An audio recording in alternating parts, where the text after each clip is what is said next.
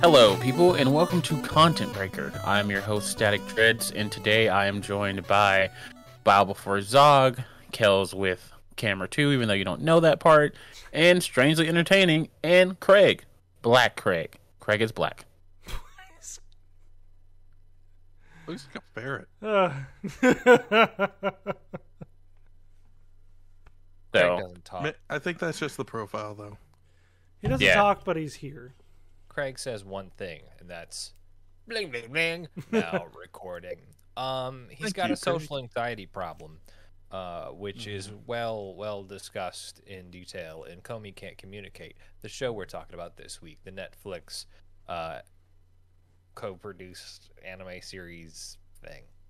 Yes, the first core. Second core is coming out in April, so there will be more Komi. You don't have to worry about that. She will eventually be able to communicate. But before we get into all of that, how are you gentlemen doing on this illustrious, undisclosed time of the day that we record this? Sleepy, I'm tired. Same, though. Why am I so tired? I feel that. I don't know. Y'all got jobs, so. It's all the anxiety. Well, hopefully we can remedy some of that anxiety. So, let's just get into it. We're going to address the elephant in the room right off the bat. There's an elephant? The entire world is garbage. Trash. And they keep making that shit. Truer facts never spoken. I don't know. We haven't watched season 2. One of us has. But anyways, Komi Can't Communicate now. Yes.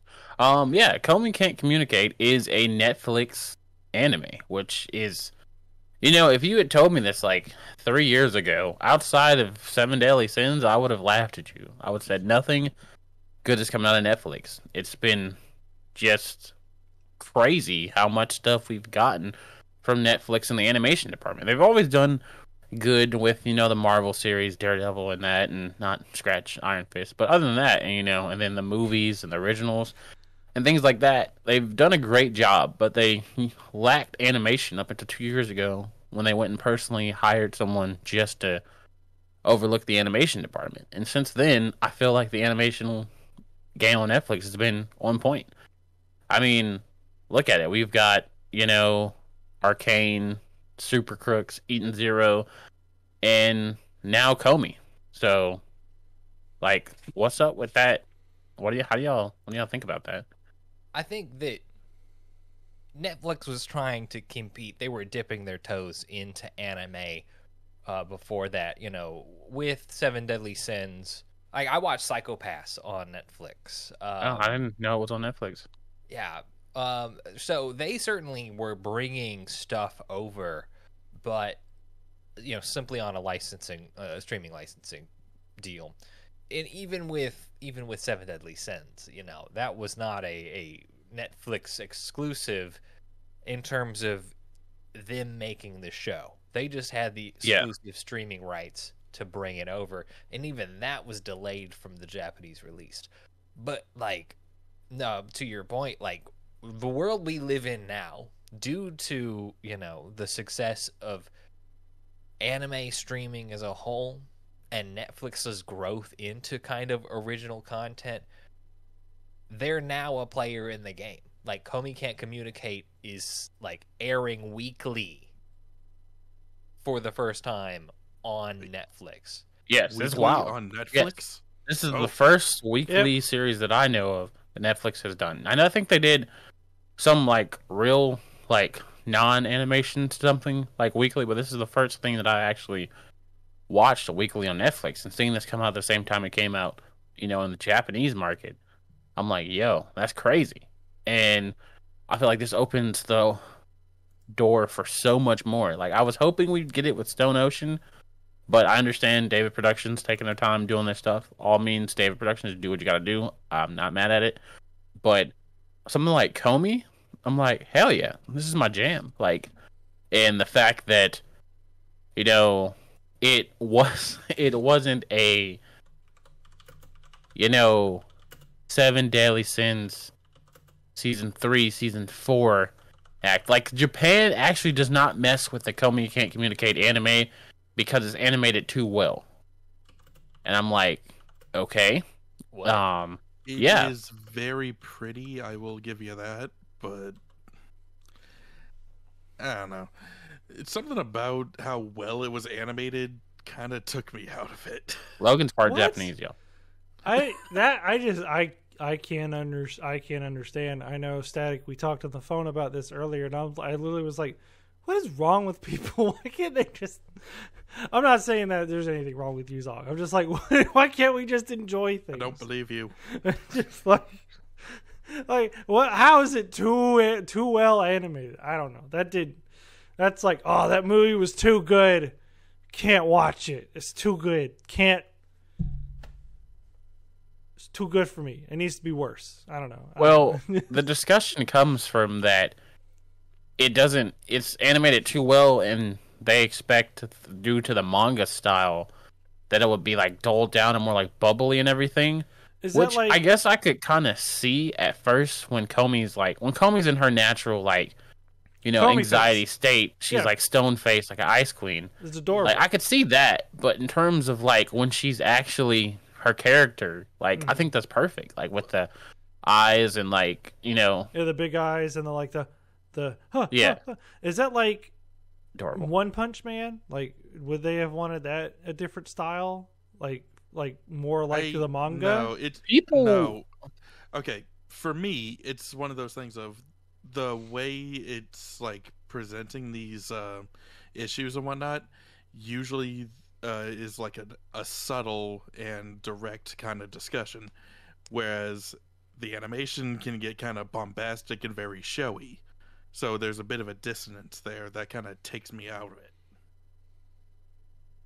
No, that's fair. That's fair. I'll give you that. And like, I feel like that's fine for like shonen. I don't know. I love it too. Like, just, you know, me and Kelz can't go a single podcast without bringing up Fruits Baskets because it's the GOAT. But I feel like Kelz, when you watched Fruits Baskets, it's like, because that was animated really well as well by PLS Studios. Did that take away? Like, how did you feel? Like, do you feel like animation and slice of life is better when it's better? Like, we've all seen Kyo Annie films, like, you know, so like Your Name and stuff like that. I feel like that's when it's okay. I like great animation for slice of life more than I like it for shonen per se. I think that, you know, certainly in this show, I think as Strange was describing, the discrepancy in art style and the ratio between, you know, the cutesy bubbly shit and like the regular ass Komi, is kind of the hang up. But in my opinion, I don't have a problem with that because it's a different medium. You have to use different techniques to communicate because in the manga it's kind of more from Komi's perspective. You can get more insight into her personality via kind of the introspective cartoony style of her, you know, animating or her emoting, whereas you have to fill time in kind of a third person's perspective, being the third man in the room that doesn't exist in the show. It's that kind of third person perspective that you have to show visually, that kind of, I guess, could lead to some of this discontent, but that comes with the adaptation. Yeah, and I want to be clear, the crazy lighting, crazy panning shots, and all that stuff, that's not an issue with this. Doing techniques like that to show off, like, oh my god, she's fucking beautiful, she's gorgeous, that's why everyone's paying attention to her. Just oppose that later on with a different color palette and her just being that bored of just anxiety. That works fine with the style with what it's trying to say and everything. But when it also just like stops, has massive ass text and letters and everything going by out of nowhere, pure like CG letters hitting people in the face and whatever. Yeah, it's clearly adapted from a manga, but that seems very weird. That is very specifically this story. because like the whole thing is how do you adapt the fact that Komi is only going to communicate via written word? Yeah. So that's kind of part of how they chose to communicate that, because that's a facet you don't get anywhere else. Like the text is kind of superficial to the story, but in this part, the text on the page is in world. It's very like needed to tell the story. Yeah. And I get that. It's just that when you're trying to use that to capture a feeling, it's not going to capture that same feeling in everybody. So you're going to get that. True. And I agree. The other thing that I wanted to say is, or ask you guys, is Netflix now a contender in the anime streaming service? Like, is it Crunchyroll, Funimation, High Dive? Like, do you put Netflix in that argument due to, like, like I said, due to Eden Zero, due to Arcane, which I know it's not an anime, but I'm not having that discussion now. It's close enough. Yeah. So, and there's like a bunch of other things on Netflix too, not just new stuff, but like old stuff, like back catalog as well.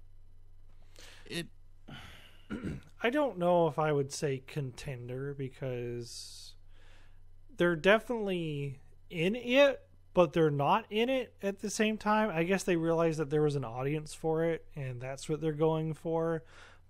But I don't think they're like full on 100%. Hey, there's a Netflix anime studio. We're gonna make a crap ton of anime now, and like, I don't know. They're definitely a host service. They're not like Funimation, where they're gonna make their own stuff and host it at the same. I mean, they are doing that, but not in the same capacity. Does that make sense? To me, well, anyways. I mean, none of these studios. Sorry, these are streaming services, not studios. So none of them make this. Like, except like some stuff, since Sony now owns Funimation and Aniplex is a studio. So I don't know how that works. But I wouldn't even begin to dive into that. But like Crunchyroll. Crunchyroll doesn't make anime. Crunchyroll bankrolls anime. They tried. They're tried. producers. Yeah. The streaming services can be producers, but that's the closest they're going to get to making it. Yeah, I know what you're thinking about. High Guardian Spice does not Guardian count. Spice. We're not talking about that. That was their. We should. We think of those light novel shows, or not the light novels, the webtoons shows. Yeah, those, a couple of Crunchyroll branded webtoon stuff. Those weren't animated by Crunchyroll, the company. Yeah, Mappa made God of High School, and I forget the studio that made the other ones because whatever. I think that Netflix is in the beginning stages of being a real player in that market for the North American anime audience, because they've got the streaming service down. Yeah. Like they've got the network down. They're trying to figure out, how do we branch into other demographics with other kind of content, and they saw the need for North American anime streaming, but now they're trying to be current and relevant, and with them getting both the JoJo's like new release deal and Komi on weekly, like those are two big hitters. Oh yeah. Like they were already the North American streaming for the JoJo's backlog up to like I think maybe part 3 or something. Yeah. But then they wouldn't acquired part 4 and 5 too, because those are on Netflix 4 and 5 on there. And then you get the brand new release too. Like they are trying to be relevant. The question really is going to come: how are they going to maintain steam in this field? That's going to be the thing to watch out for. Because I know they're. Sorry, guys. For a lot of the ones they've done before, like with the earlier JoJo parts, they had to wait till like the Blu-ray release really came out, so that they could have that level of quality for it on their site.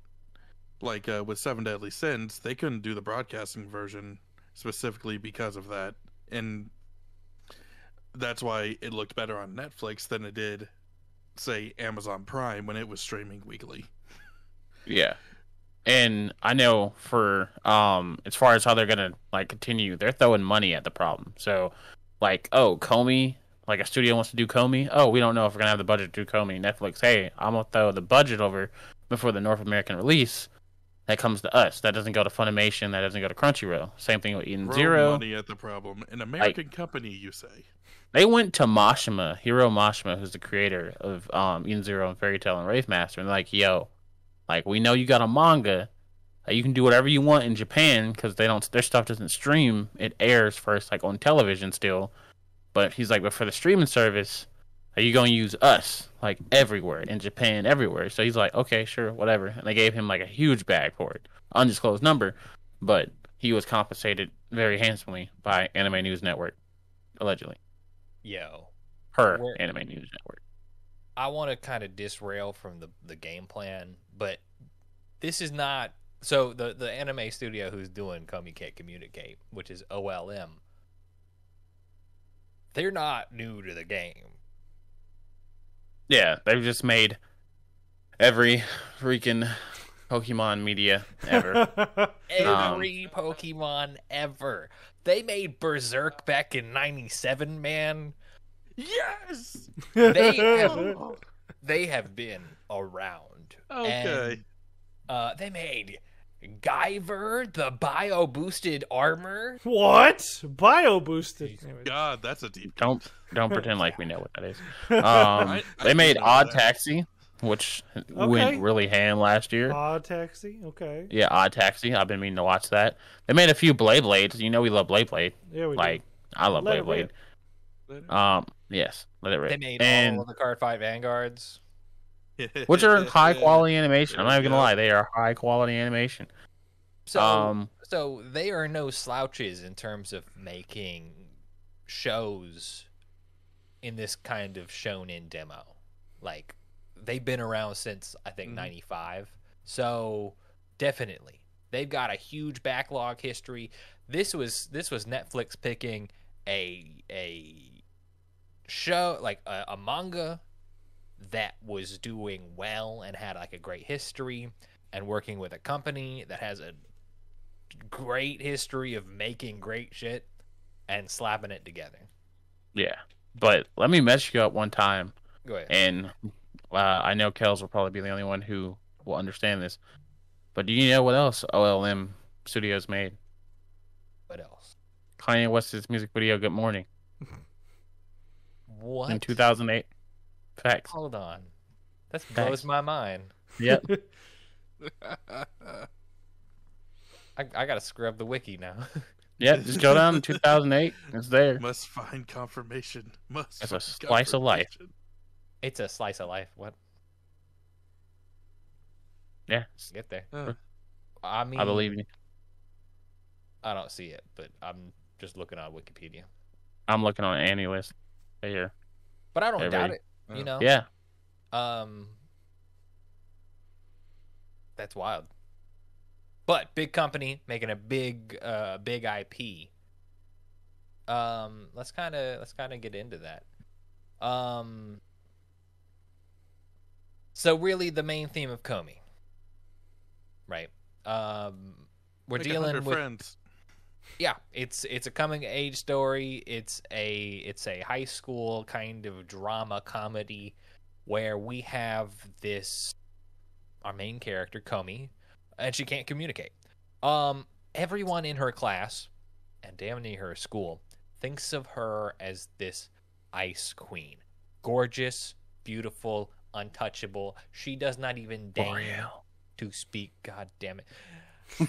Maybe it's Maybelline. She doesn't even deign to speak to us. She's so, up there.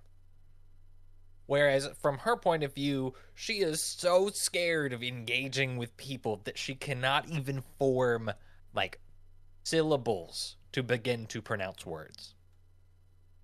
And that's the show. How does she make friends when no one thinks she will talk to them and she can't actually, like, complete a sentence? Yes. This person who is Some people think is a mute because she can't talk or can't communicate because of her communication skills. Wants to make 100 friends. And how do you start there? You start by making one. And that's where we get our boy, pronouncing his name. This is the first one. Tadano, yes. Hikihito. I'm gonna just call him Hikihito. That's easier for me. That's where we get our boy Hikihito. But yeah, like addressing this. So we know the main premise of Komi is that she has a communication disorder. So do you guys think this anime portrays realistically a real life communication disorder? Like people who have anxiety, communication issues and such. Do you think this does a good job of? For some, yeah, but I say not specifically, but generally, yeah, I think it does a pretty good job of it. It is Go ahead. Definitely an exaggerated, like, I'm sure it exists, but not that we know of, because nobody would communicate with us if they were like this, I guess. So you think that it's the typical anime thing. It's like, take the concept, take it to the extreme, dial it up to 100, and like the number of friends she wants to make. Aw. But that's why she can't like form words. It's that extreme with her. In a normal person, I'm pretty sure they'd at least be able to say like hi, but that's driving home the point. In a show like this, you give it that extra bit of what's the right word here? That extra bit of effort. Okay. You got to put in to overcome things. That's not the word I was going for, but it's the closest thing I could think of in the moment. But definitely, it being such an exaggeration, almost to a caricature of this kind of phenomenon, is a way that really allows the story to deal with it, right? And really tell stories in that space. Have characters make connections and build relationships, and gives you somewhere to go, right? If it was just as simple as getting her to say hi, and she could do that already, we wouldn't have a show. We wouldn't have a manga. We wouldn't have a story. So I don't think it's accurate in terms of the severity. However, it doesn't need to. It exaggerates intentionally so that we have somewhere to take this fun story and, kind of have a way to have a conversation about these kind of things. How do you make friends even if you aren't, even if you can say 3 words and you still have issues making friends? Like, how do you go about that in your own life? And how do you connect with it? Go ahead. And I really like how at the end or sometimes the beginning of each episode, there's that narrator who's saying the people who have a communication disorder, it's not that they don't want to do this or how they often get mistaken for things. It's that they just can't. They can speak, but, and it has like instances, and you've got moments where Osana is like, hey, go to the store and order me this. And that's like a test, or like, this is ways and things to help the character. I feel like it does a good job of like giving you like little hints on how you can overcome your anxiety and such. Of course, it's not, you're not going to get your friends to go beat up a pool because you tripped. That was funny. Yeah, You wouldn't beat up a pool for me. I would stab that pool. Respectfully, of course. But yeah, strange. You were saying when I got introduced to Komi by memes, so I literally saw the manga memes. Memes. Okay, I thought you said by memes. Like you had a secret plug of no dungeon plugs. Anime worshippers. I saw the Komi memes and I looked it up. Need to know my life. I looked it up and I was like, oh, this is an interesting concept. And then later on I learned like, oh, it's getting anime. I'm like, oh boy, I can't wait. And then watching this anime, something I was looking forward to, I was like, you know, I kind of wish I would have gone and read it, honestly. Like the anime. I know, right? Saying that? You're reading a manga. I know. I'm impressed. I know. Do it. Like, Run with it. Because- Where's Bob Marley at? I'm just sitting all- over here. I must be I am dead. all I'm just for this looking for. decision. I'm backing you 100%. I That will being buy said- you the manga series. Because Just give me your credit card. growing Just go up, to Viz. That being said, I looked up some reviews for this show. There's very mixed on the anime, but almost consistently the manga is loved. So no, it just honestly seems like the manga's just the way to go. looking at the memes brought me so much joy, and I was like, wow, there's like a whole manga about this. Because I know you might find it hard to believe. I didn't grow up with a lot of friends, and especially in middle school, I had a hard time. Up until really like junior year of high school, I had a hard time actually making friends and communicating. So Same. this really kind of spoke to me in a way, and I don't know. I loved the anime and everything. So this really kind of touched me on a personal level. But I know it's exaggerated, but just that last like couple of frames where it's like dedicated for all those who've had a hard time trying to communicate. I was like, I feel that. I You feel know. that. That's good energy. I love Komi. But you know, there's other characters too, which I feel like we need to get into. And we even talked about Komi and the main character, kind of who she is. But the first person she meets and kind of the interaction, of this person is like one of my favorites in. Like, because I'm becoming a slice of life buff. I'm not gonna lie. There's a lot of different ways to meet, the people who are gonna take you throughout the series. Whether it's they find you camping in their backyard doing mudslide, or they just run into you after you read their personal diary in the hospital, or just a plethora of different things. But the fact that he's like right next to them, it's like, oh, I'm gonna be friends. Hey, my name's Hikido. And everybody's like, don't you dare talk to her, you freaking scrub. Like, you are nothing. Where Death Glare's like, just- what? He She just is gets. the queen, and you were nothing. You I'm are like, trash. yo, this got to be one of my favorites because I didn't read the manga or anything. This is one of I came in this very, very out of the know. So I was like, wow, okay, I know nothing about this. And the fact that happened off the bat, I'm like, wow, I've got some hopes for this. So, seeing that first episode, because it's like a two-part, each episode's like two-parters. So, except I think the first one was just like a full thing, maybe. Yeah, I don't know. I it have was a to, full thing. yeah. So, going through that and seeing how he was getting like kind of bullied and treated like crap. And he's like, whatever. But he's still trying to, be a good person because he had this image, our boy, Hikihito had this image of, being a awkward kid and not knowing what to say. He related to Komi, but he wasn't as bad as Komi. So it's kind of like not the blind leading the blind, but like the vision impaired leading the blind. And I'm like, cool. I can get with this. And later we find out he was also a particular of the dark arts, which that was hilarious.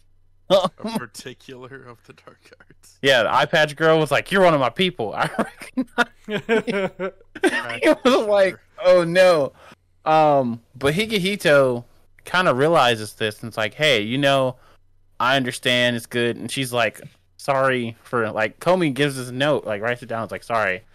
He's like, what's going on? And she's like, they have this whole conversation on the chalkboard. Like, he gets there and they start talking. He realizes she can't speak, so he's like, I'm going to communicate with you by writing since you like writing. And there's like this whole like transition with the music and everything. I'm just like, yo, that's when I became hooked. I was like, yeah, I am in for this series. Yeah, right. Title is a lie. True. It didn't say. Well, Zog is right. It didn't say she can't.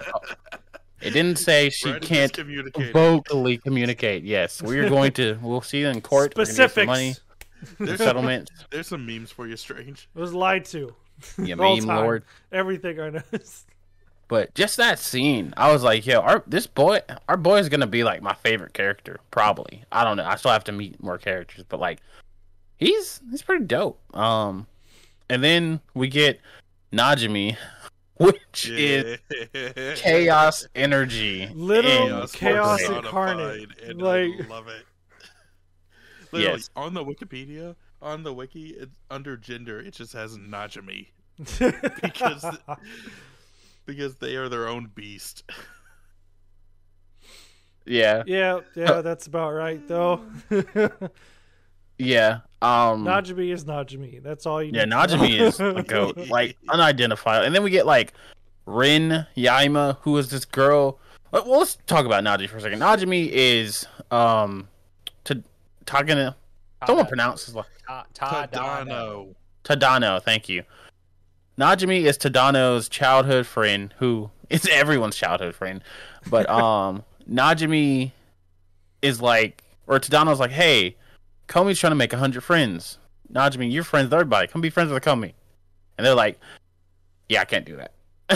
It's like, I tried once. It No. still banes my existence of how I just put myself out there. And she was like, no. So, nah, I'm going to not do that. And so Najimi again overcomes it through hijinks.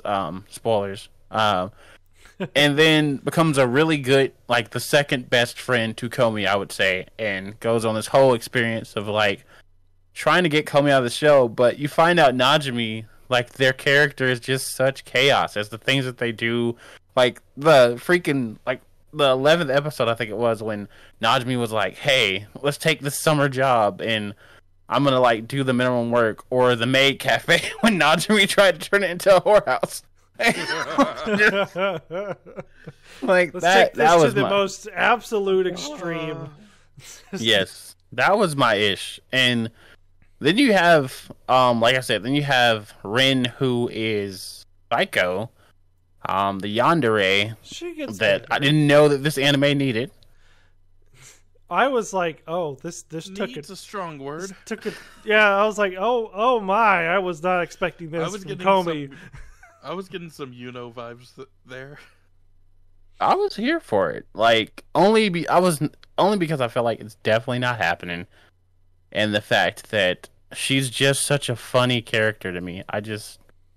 I love the fact that she's just pure chaos. And granted, it was that kidnapping stuff was hardcore, but like towards the end, when she like calmed down and like when she confessed, She yes, didn't calm down. So like my whole thing, like at the maid cafe when they were getting dressed, yeah, she saw Komi in the nurse outfit and then like passed out.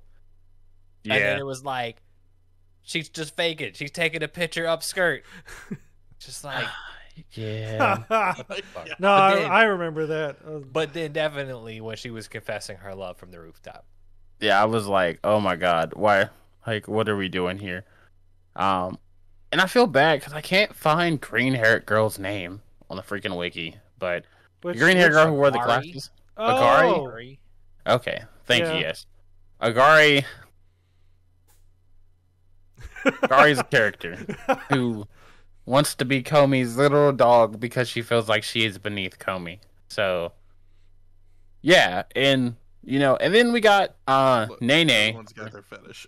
Yeah, we're just gonna brush right past that one, and then we get Nini, who is like the big sister of the group. Who this is really when we start to see Komi's like, do I feel some other way against Tadano because like he's with this other person? I'm like, yo, what's that about? I was like, And- whoa. And Nini's really just like the big sister of the group. I'm like, thank you, someone with some sense. Like Tadano can't be the only one in this group who has some sense. So seeing her as the big sister character, I love. But that's automatically almost voided by Otori, who is like a different type of chaos than Najimi, who's just like pure sloth chaos. Like she's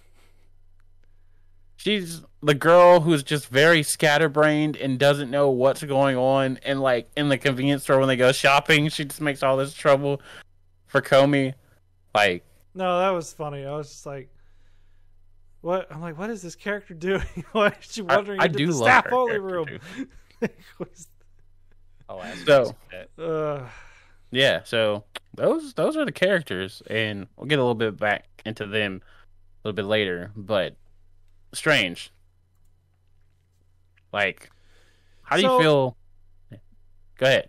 I was gonna say Komi is funny, at least to me, comedy wise. So like Everyone, you ain't special.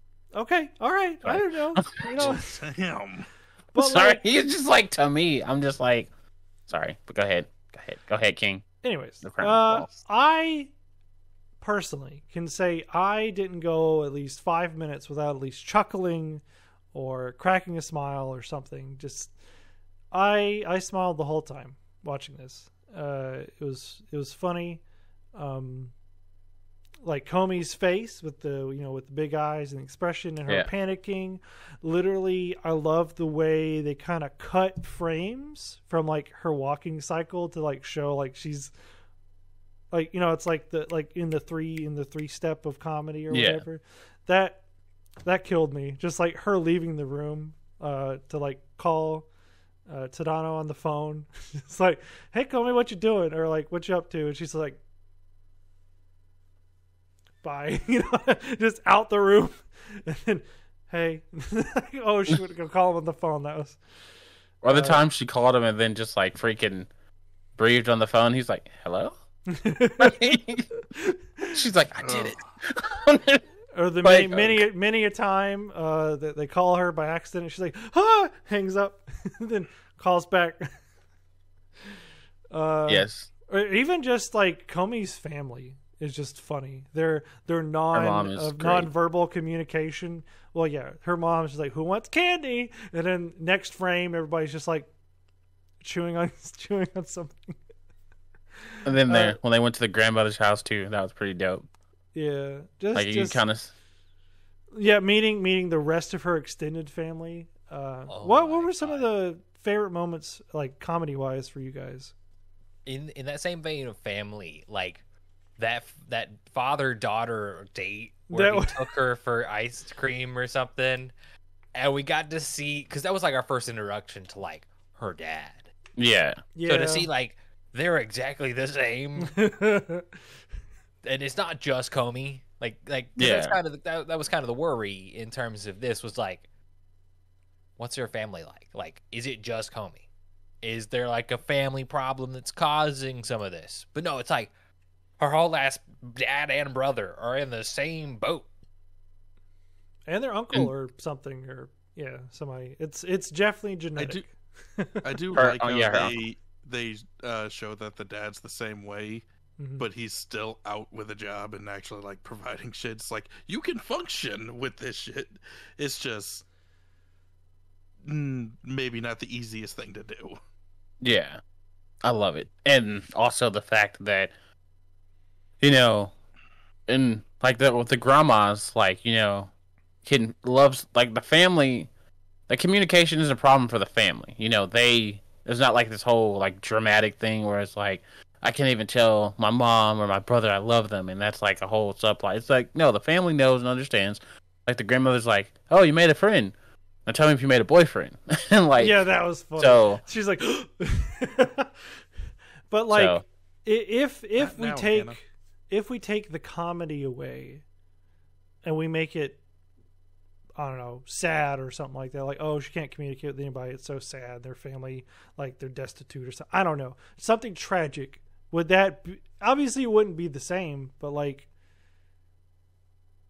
part of the reason slice of life works is because it counters the tragic with the funny. Yeah. Like, to a degree, even if it's not that much. It counters the tragedy with the fun and joy of life. And one way to do that is with comedy. Well, tragedy and comedy are the two sides of theater for a reason. They go hand in hand. Factual. One thing, you can present the same situation, but depending on how the character reacts to it, can tell you whether it's meant to be funny or horrifying. Yeah.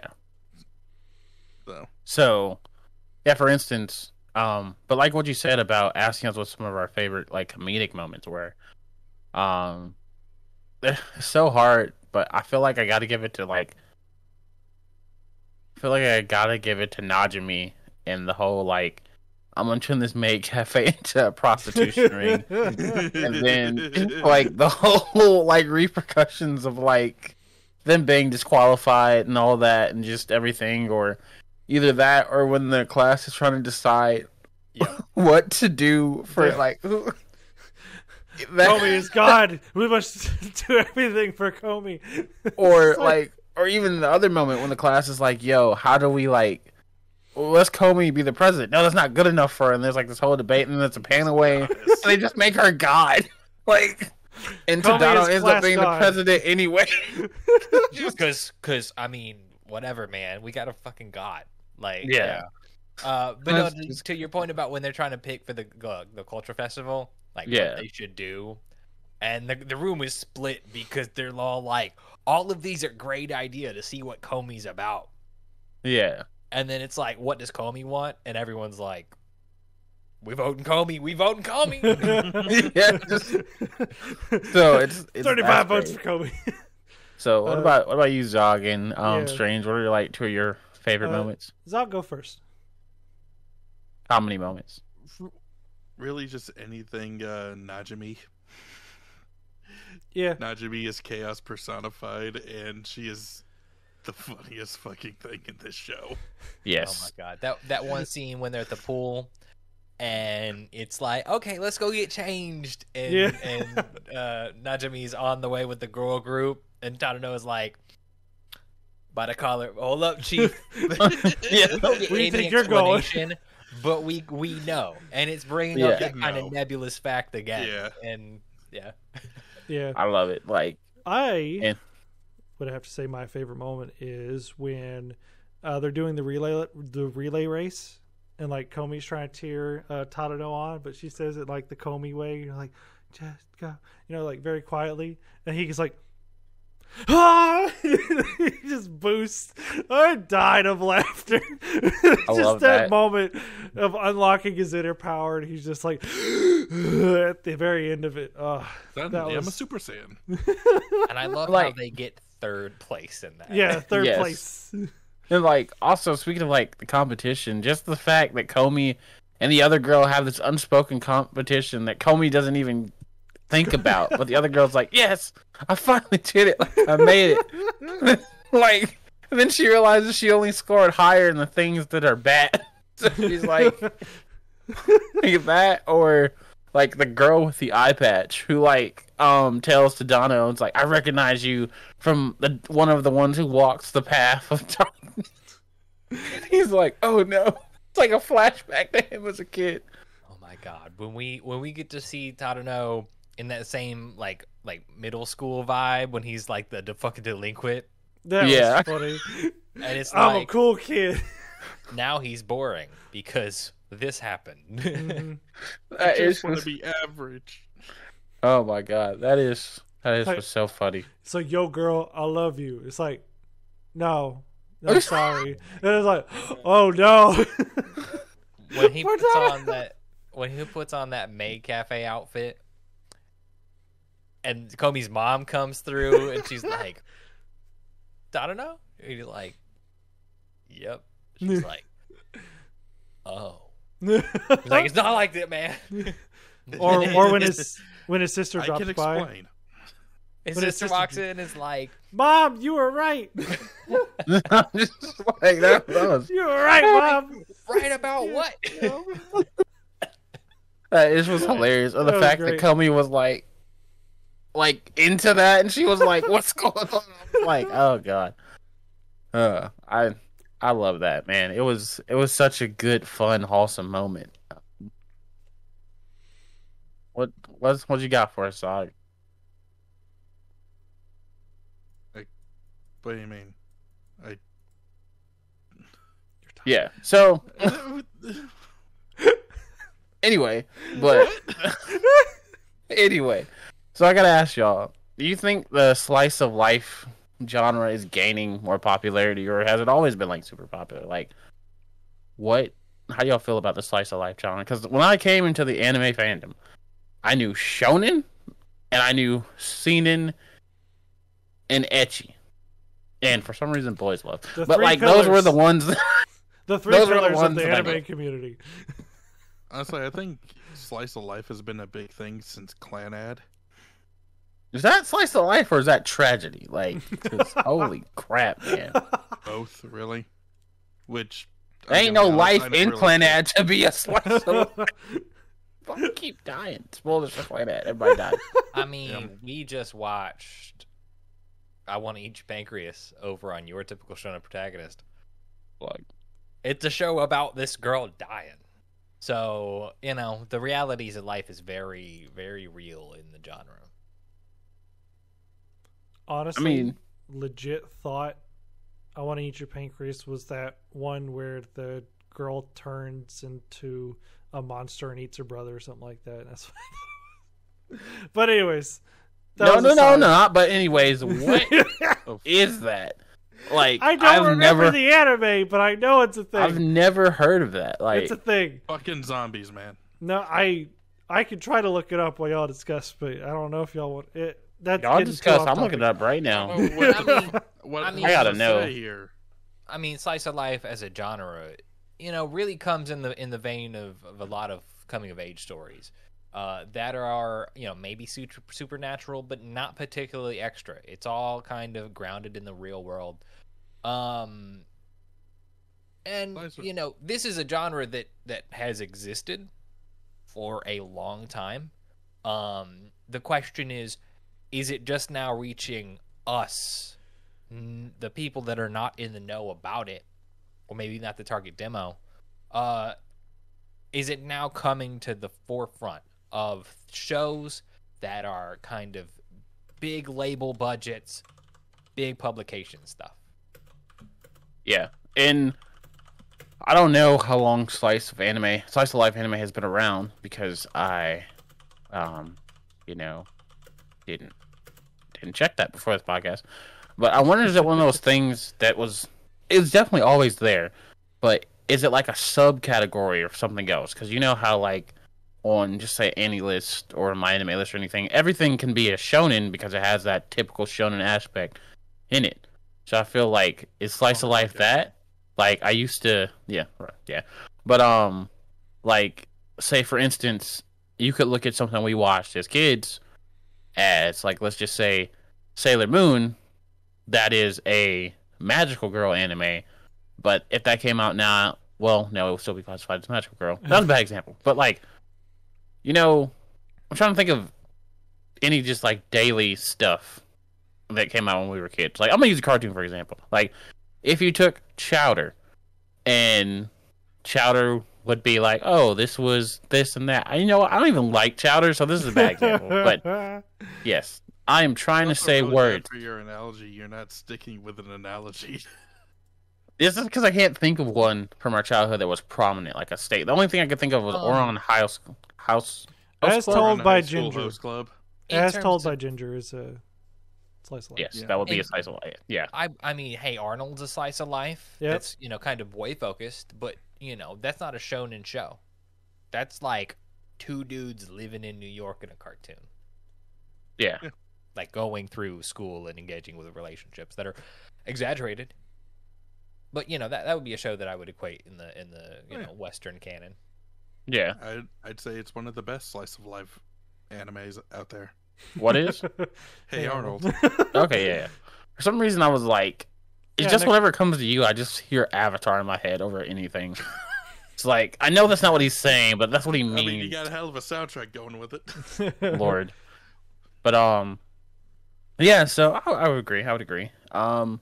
So in terms of, like, just production, I know we talked a little bit about this, but I feel like Komi was produced really well. We talked about OLM Studios earlier. What we didn't talk about is the banger intro and outro. I will not discuss this. This is a fact. The intro is a banger. No discussion of it not being a banger. We can talk about why it is a banger or how it's a banger, but don't sit here and tell me it's not a banger. I don't know. Honestly, I skipped it.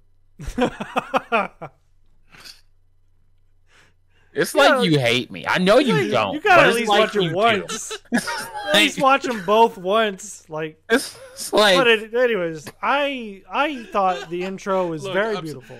Look, I'm sorry. Netflix gave me the option to skip, and I'm just like, save me a minute? Cool.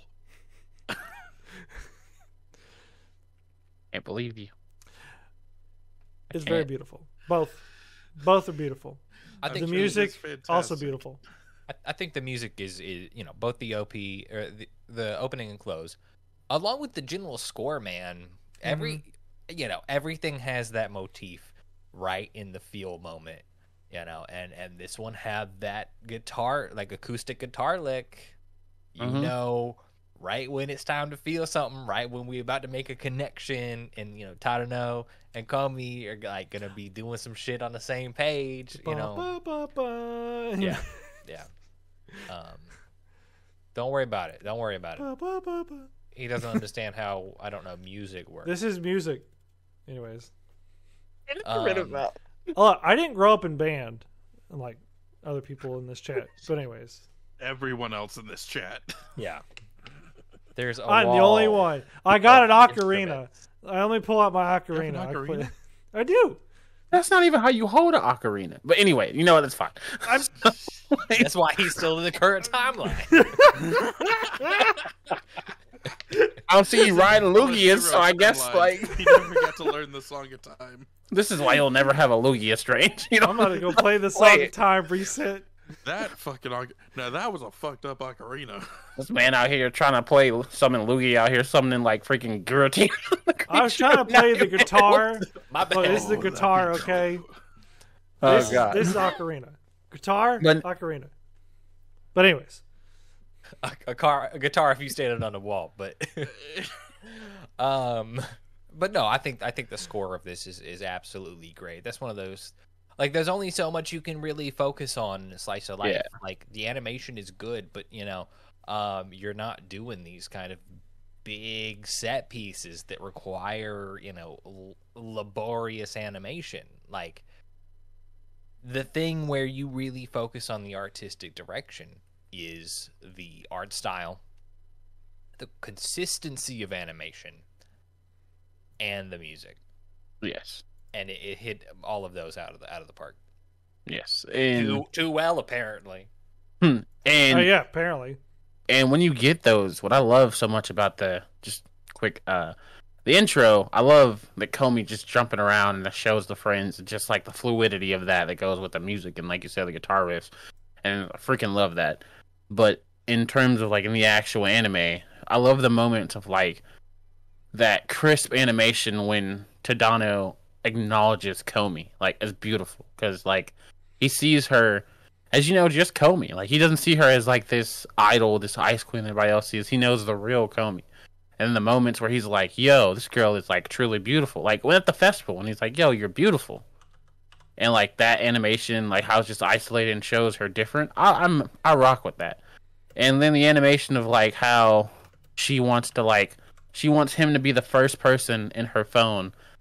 And then when she gives him the phone, I'm like, yo, I rock with that. Like, and just like, there's so many cool moments when it comes to animation, and I just I love it.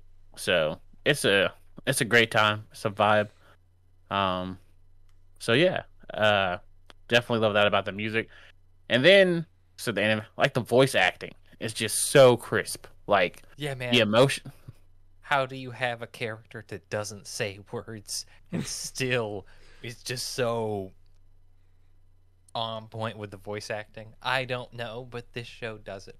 The Komi voice actor is up there with like the voice actor of like Nezuko. It's like they don't say a lot, but like what they like the grunts and emote, like just it's conveyed, like just the emotes. Whether it's like, I don't know how they got that whispering done so I would love to see the ASMR person and like talk to them. Like, how is your whispering That's so different clean? than ASMR. Yeah, But not airy. Far that is- different. Well, sorry, not ASMR. I meant the thing that our homie Tom does, like ADR. ADR. Additional voice recording. Yes, thank you. I guess They're so. ADR person. But I mean, Holy shit. the voice actress, Japanese vowels fuck me up. Aoi Koga, Mhm. she's been doing this, for the last 7 years. She's Kaguya in Kaguya-sama Love is War. Yo. She's also Paimon from Genshin Impact, if Yep. you're extra weebdom. That's me. A lot die. So definitely, she's one of those that fits right in this niche. So it's an exercise in how do you creatively come up with a way for this to not be boring. And I think they hit it out of the park. No, they did. They did a phenomenal job with the voice acting, and just like the emotions that was conveyed was great. So I want to ask y'all about some of your favorites. We talked about the favorite comedy moments, but do you guys have like favorite moments overall? Yes. Okay.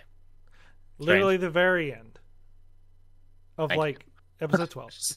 No, not saying because it ended, but because The of what dance? happens at the end. No, not the dance. Not even the dance. I'm talking Dance. Title about card where they the say title this card, is for yeah. y'all.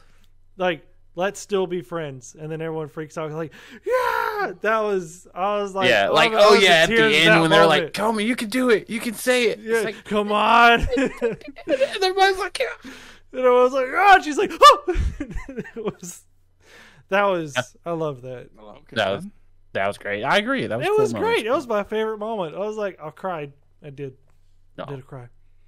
Zog, what was your favorite moment? We know it wasn't the intro. or the outro. God damn, dude. Why are you so salty at that? Finally, I'm someone happy. that's not me. It's not me this time. Yes, I win. Next week. Yeah, I was about to say we got time Dang strains. it. Don't cut stuff out. I'm gonna be honest with you. I hadn't watched the final episode, so hearing that, I'm just like, well, I got to do that now. Oh, Because I feel like it would have been that. But honestly, first episode or two, I'm just like, I'm just gonna try and read the manga to get the whole story, and just hadn't got to that last one. Yeah, no, I was so bored reading it that anything that didn't have Nejima in it, I didn't really care. So, Neji, sorry, I'm confusing it with another thing. Najimi. Najimi is what I cared about in this story. Najimi's the only reason I kept reading or watching or whatever. Okay. Kelz? Oh shit. Comedy wise, I enjoyed the repeated bits. So, Ren has a whole posse of boys that are like with her in support of the queen, like the Komi Kami Sama vibe. And we got, the two regular dudes plus the fucking ninja. Yeah. So every time it's like they're trying to one up each other, and then Yeah, the I know. ninja comes in with the elbow. I love that moment every single time. It's just one of those things where I enjoyed the scene where they go to the festival and it's just kind of them two. I love that scene. When she says his name and he like breaks the candy precisely because he's like nervous, just like Yeah. he did. Stuff like that I really enjoyed. Well, I agree. For me, it was, like you said, either the festival moment or I really liked the moment at like the pool too, where it's like she hurt herself and like, she was like sad that she couldn't, get in the water or anything. And she was kind of bummed out about it and everything. And she like told Tadano, "You can go have fun." And just kind of like left. And then he just came back and splashed water on her. I was like, I just really liked that scene. Like, because I felt like, okay, like, and then the rest of her friends, like, it did the montage of Najimika with the water guns and Arari with the super soaker. and then like the gang, like Renner gang, like assaulting the ground. I was just like, I love this, you know, like this. And that was when I was like, yo, this feels so warm and like something I really don't get from a lot of anime and media. Is just like that warmth filming, like, you know, it makes you happy that you have people like this, or that it makes you want to find people like that in real life. So, and I was reminded of you-hos. I was like, yo, like, this makes me happy. I feel good. So yeah, gang. That's Now, the gang way. We got to talk about something very important. Yes. It's a relationship-based show. Yes. What? This whole time? Anyway, so How do y'all feel about the romantic relationship that may or may not be totally brewing between Tadano and Komi? I rock with it for two reasons. First reason is it doesn't seem like anything that's going to happen like right away. It seems like the progression is going to be focused on friendship first. And two, it doesn't look like it's going to come out of nowhere. It looks like it's going to have a strong foundation, which, like, you know, seeing a glimpse of it with the, you know, chalkboard and all that. And Komi can't even, like, speak to her friends. So seeing how she's going to get to the point of if potentially liking someone or confessing or accepting, like, I don't see, it's not like, you know, it's not like Naruto situation where we have someone clearly stalking the other person, or someone is just hot-headed to say whatever. Like, that goes for Hinata and Sakura. Like, this is like two people who, one doesn't know how to even talk to someone, and another one who's like has his self-esteem kind of shot and knows that Komi's like wet of his league. So how we're gonna get to the point of it being a romance, if it gets to that, is gonna be really exciting to see, because like what happens? It's like, this is, you know, is this going to be my version of, you know, the slice of life 1,000-year blood war, or the, you know, pain arc? Am I gonna have to see? It's take 19 years to get animated. To get resolved. Yeah. So Okay. we'll see. But that's how I felt about it. What about y'all? Zog Zach, just wants the Miji, which is fair, you know. I was like, I just want Najimi to like open up a whorehouse, throw everybody out. I want to see him run his business. Where's that Yeah. OVA at? I want to just see wanna them run their business. Excuse me. I'm gonna see chaos reign and just see what happens. That's what I'm interested in. Oh my god, I love Then that again, whole I am thing. in Florida. That is- How through that entire episode it goes from like the two characters being like, "Yes, boss," and then the next time it happens, it's like, "Yes, owner." It's just like, Look at you climb the fake corporate ladder. and then it's like there will be shoulder rubs, and then Thursday they'll come back. Like, I'm just It's like, like- Najimi, what? It's like 1,000 for a walk, 2,000 to get slapped. 5,000 to touch a thigh. It's like, whoa. Like, just And then the band hammer comes in. It's like, no.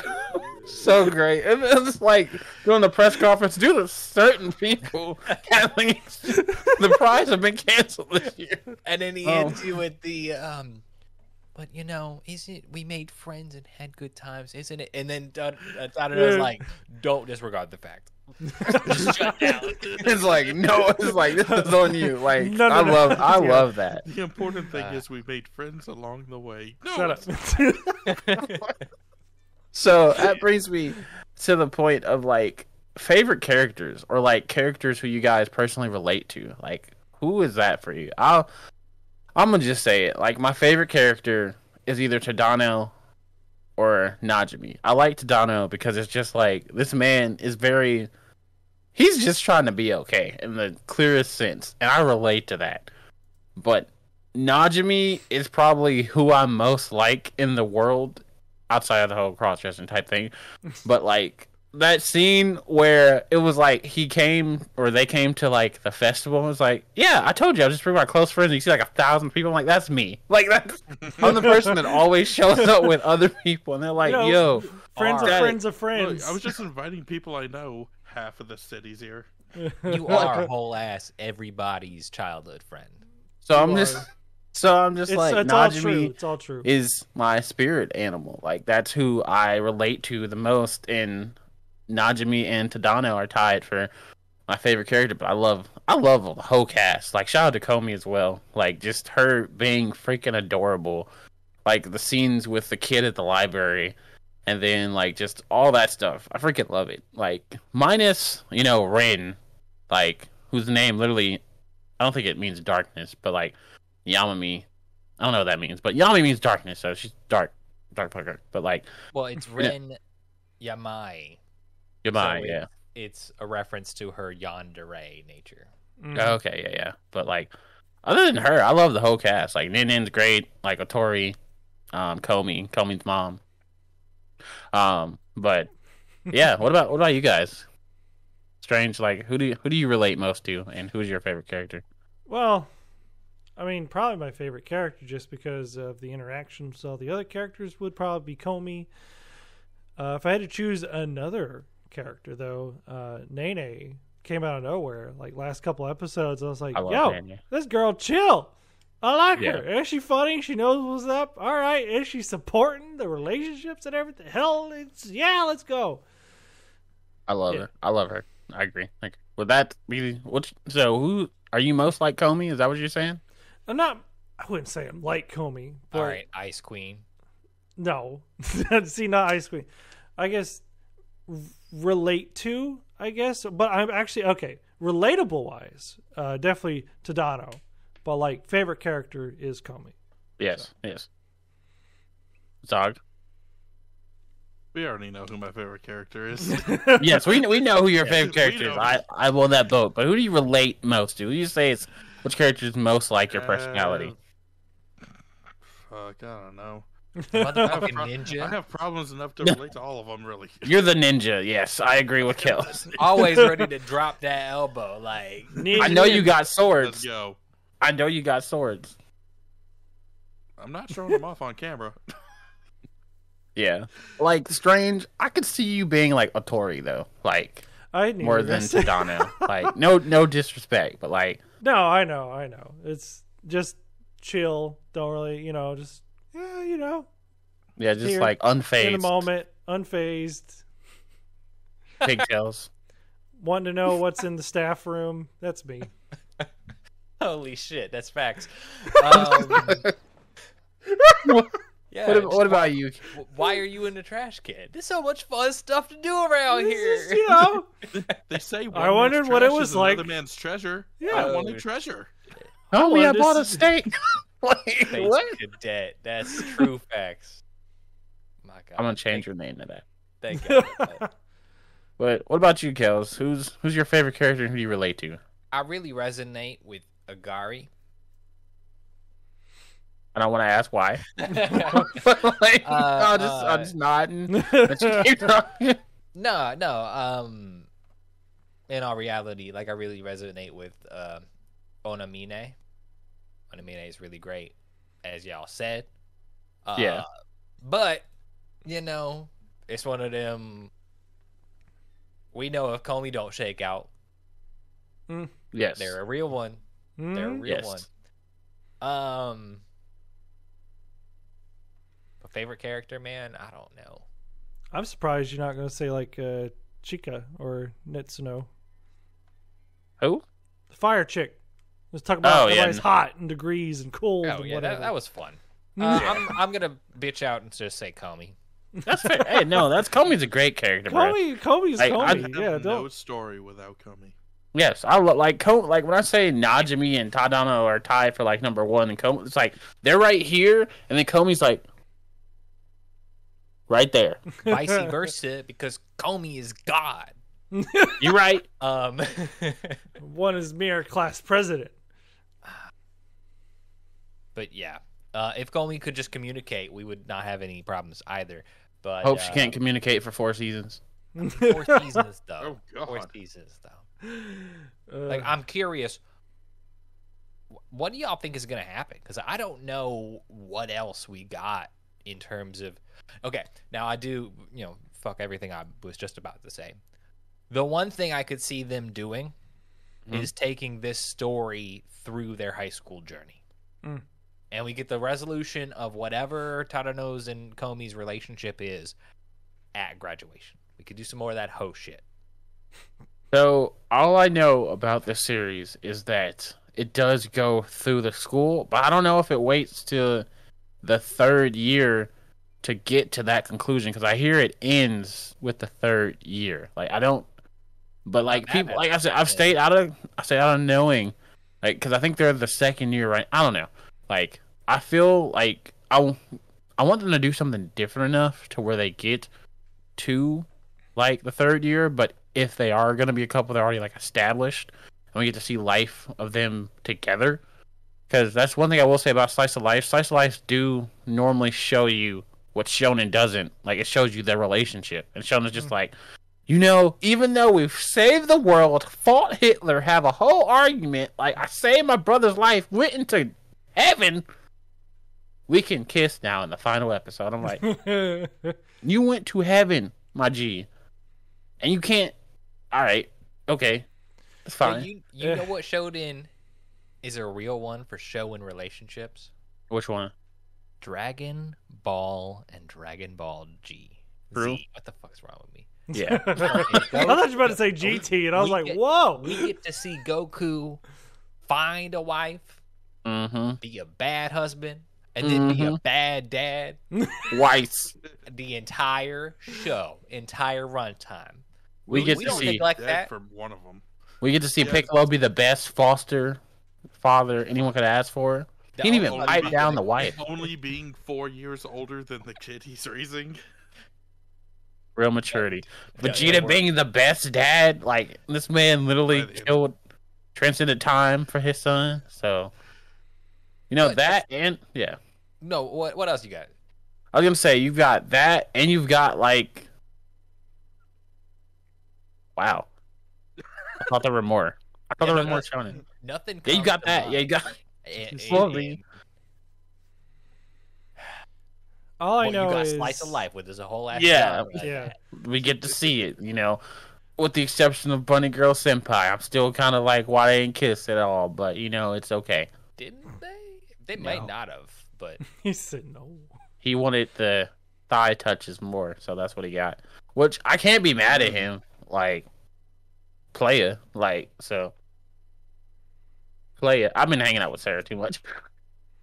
Like, I could see her doing that. Remember she used to do the hoop thing? No, I don't. Okay. Just thing. Ask her about it sometimes. She'd be like, it's the alcoholism blocking out the memories. wow.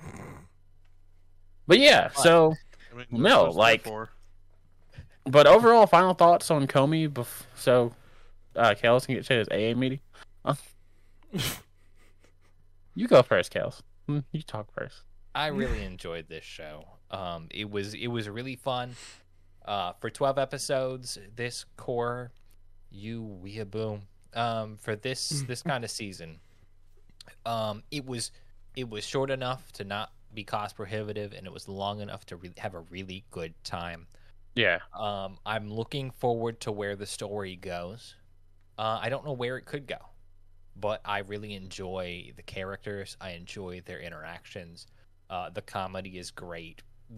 It's exaggerated to the max in terms of how the social interaction would actually function, but that's because it's supposed to be entertainment, and it's entertainment that's discussing a very specific topic that is being approached in a way that makes it fun to engage with. So I can't blame it for that. Yeah. Really looking forward to more Komi Can't Communicate. Yeah. Me too. It was unexpected, with the hype of the manga. I was just like, it was one of those where I looked on Annie list and I saw it had like 83% like score, and I was like, it's not higher? Like what? Because I was very surprised by it, and I heard a lot of stuff from the manga, but I never watched or read the manga. So, and then I was like, maybe I'll finally read it. And then it's like, oh, it's getting announced as an anime. So I was like, shoot, I'll just wait. And I'm glad I did. I'm glad the first time I saw that chalkboard scene was with all that behind it. I thought it was great. I'm excited for Core 2 in April. Spring is going to be... This is the year of anime, man. And the fact that we're getting, Season 2, Core 2, like, a season away is some promising stuff. So, thank you, God, Komi, for this. You Komi, we trust. Put it on our money. All right. It's already done. Cool. So, Zog, we know that you hate this. So, I wouldn't say hate this. We've learned that you really enjoy Komiji. I mean, hold on.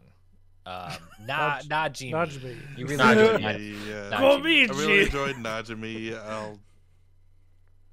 where would you put this I'm in happy to regards see of it. Ruby? I'm going to ask you a question. Oh, Like, the Ruby scale. on a Oh, Ruby no. scale, where does it go? Like, We talking This is- we talking overall series or just on Yes. an overall season? series, Overall over or under series. Ruby? But I'd put it over Ruby specifically because the worst it ever got for me was just kind of boring, and I had to wait till Najimi came back. Whereas Ruby has gone from, "Oh, I love this," to "Why do you continue to hurt me?" So it's under the Ruby trailers, way back in the day, Yes. but over everything that was ever released in Ruby. Everything post Over season current 3. seasons. Yes. Okay. Yeah, 100%. Cool. That's good. Alright. That's what I'm gonna start doing now. I'm not gonna ask you how you feel about things. I'm gonna say, where We does need it an fall? actual like ruler or tool or something. That You're is gonna be- I'll call my guy. Ruby I'll scale. call my I'll be guy and I'll hearing get it, like. the Yeah. same sentence over and over again. Just Yeah, I'm gonna call my guy to ask me to make a Ruby scale with like on triple beam. I'm also gonna ask him to make whatever instrument Strange is playing on his shoulders. So Lord only knows. and The thing that got me was the keys were here, but his hand was up here. no, right? Yes. It's like he was like just I want this I was- to serious instant. I want to instrument see I was this playing now. design. I he's want to like know what playing this his actually neck. is. Like what? Anyway, It's not the You- neck. It's like right here. But Don't anyway, worry about it. Don't worry I'm about gonna it take because this- yeah. people can't see on the radio. true. True. They need to open up their hearts. Listen to Oh, your let's see. heart. But no, Strange. Final thoughts on Komi. I look forward to season 2, obviously, and wherever this relationship or whatever goes, I honestly am just along for the ride. I don't even care. I know I'm a stickler for the ending all the time. I talk about it, but this time, I'm just along for the ride. I don't even care what happens. I just want to see the jokes. I just want to see all the funny shenanigans that happen. I hope Najimi gets arrested, man. That would be so great. Like, and we just have to have a Najimi prison break arc. That would be the best thing ever. Najimi is she- going to show up in the Najimi Ruby would not timeline. break out of prison. They'd take it over. Yeah, There. yeah. We get one of those like in the series. We get one of those like slideshows of where they are now, and it's Najimi running a fucking prison gang. In the prison jumpsuit and everything, just sitting at the warden's desk, just like, yeah, I run this bitch. Stone Ocean Part 4. Stone Ocean can't communicate. Hi. Hiya. I'm here for that. Yes. Take us home, Kelz. It's been a fun ride. Oh God! All right. So you can of course catch the podcast on all your podcatchers. We're talking Spotify, iTunes, Amazon Podcast, and Content Breaker, or YouTube, Twitter, Instagram as well. Content Breaker. Gentlemen, y'all have stuff as well. Yeah, you can find your boy over at Static Dreads with a Z. And make sure you check out this podcast on YouTube if you are listening on Spotify, or if you are watching on YouTube. Watch harder and watch more. Thank you. You can find me at Strangely Entertaining on the YouTubes. Subnautica should have come out recently, so there's more Subnautica videos. And you also look forward to me streaming, usually on Tuesdays or Thursdays, 7 p.m. Central Time on Twitch. That's / Strangely Entertaining. And then I'm also on Twitter. Just look up Strangely Entertaining.